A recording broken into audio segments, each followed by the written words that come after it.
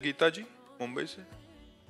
जी महाराज जी, इत व्यवहार न उत परमारथ बीच ही बीच जु जन्म गवायो, जो धर्मिन सो प्रीति करत नहीं, कहाँ भयो धर्मी जु कहायो। गुरुदेव, इसमें संसार और परमार्थ दोनों का क्या स्वरूप है? गृहस्थ आश्रम में रहते हुए दोनों को बैलेंस करके चलना पड़ता है, व्यवहार को। जो गृहस्थ धर्म है इसमें परमात्म प्राप्ति के लिए समस्त कर्मों को शास्त्र के अनुकूल करते हुए, श्री भगवान को समर्पित करते हुए और भगवान का स्मरण करते हुए यदि हम समय व्यतीत करें, धर्म पूर्वक धन कमाना, कमाए हुए धन से कुछ हिस्से में परमार्थ करना और कुछ हिस्से में अपने परिवार का पोषण करना, अगर हम बहुत सावधानी से चलें तो गृहस्थ धर्म में भी परमात्मा प्राप्ति हो जाए।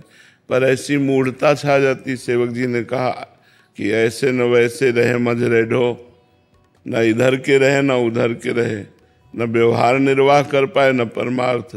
अब गृहस्थ में हैं, पापाचरण करते हुए धन कमाते हैं और पापाचरण मनमानी गंदे आचरण करते हैं, व्यभिचार, मांस, मदिरा, ये सब खान पान, तो ना गृहस्थ धर्म का निर्वाह कर पाए। विरक्त धर्म तो बहुत ही कठिन है, तो नरक की प्राप्ति ही। न इत व्यवहारत न उत परमारथ बीच ही बीच जन्म गमायो, जो धर्मिन सो प्रीति करत नहीं, कहा भयो धर्मी जो कहायो। यदि भागवत धर्म, प्रेम धर्म को धारण करने वाले संत महापुरुषों से संग नहीं किया और अपने आचरणों का परिवर्तन नहीं किया, वही गंदे आचरण, वही गंदे विचार, तो सेवक जी महाराज कह रहे हैं न व्यवहार के रह गए न परमार्थ के रह गए, फिर नरक भोगो, फिर पुनरपि जननम पुनरपि मरणम पुनरपि जननी जठरे शयनम। तो गृहस्थ धर्म ऐसा नहीं है। गृहस्थ धर्म बड़ा महान धर्म है जिसमें विरक्त पैदा होते हैं, विरक्तों का पोषण होता है, विरक्त उनके दरवाजे आकर भिक्षा लेते हैं। कितना महान गृहस्थ धर्म है। जितने भी संत महात्मा हैं गृहस्थों के यहाँ तो पैदा हुए, प्रकट हुए, और जितने संत महात्मा हैं सबका भिक्षावृत्ति गृहस्थों से ही तो होती है। अगर गृहस्थ धर्म से चले तो अपने धर्म से भगवत प्राप्ति कर सकता है, पर धर्म से चलना बड़ा कठिन है। हमारे यहाँ 4 पुरुषार्थ हैं, धर्म, अर्थ, काम, मोक्ष।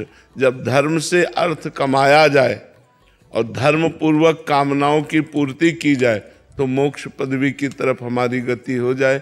यदि अधर्म से हम धन कमाएंगे तो कामनाएं पूर्ण करने के लिए, मनोकामनाएं पूर्ण करने के लिए हम मनमानी आचरण करेंगे, और आज सब प्रायः मनमानी आचरण करना चाहते हैं, शास्त्र के अनुसार या संतों के कथन के अनुसार नहीं चलना चाहते।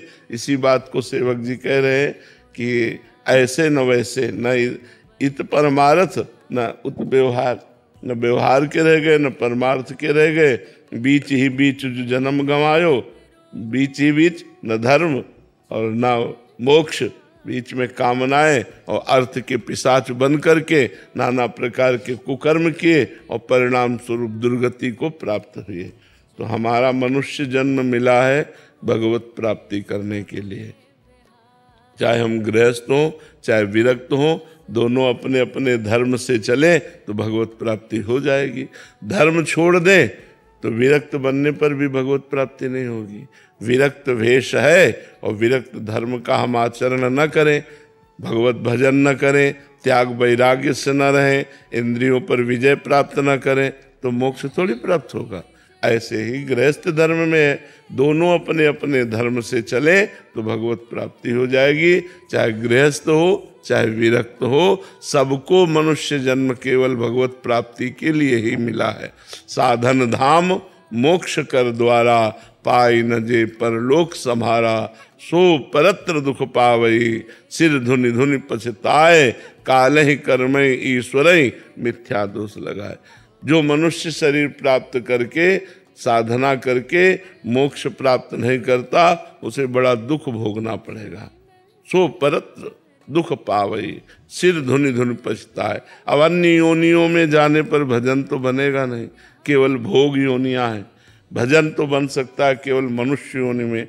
अब मनुष्य योनि में आकर भोगों में लग गए, भजन छूट गया, तो फिर मानता क्या रही मनुष्य जन्म की। इसलिए सेवक जी कहते हैं कि इत व्यवहार न उत परमार्थ बीच ही बीच जो जन्म गमायो। विनय गोयल जी। राधे राधे महाराज जी। महाराज जी, दैनिक दिनचर्या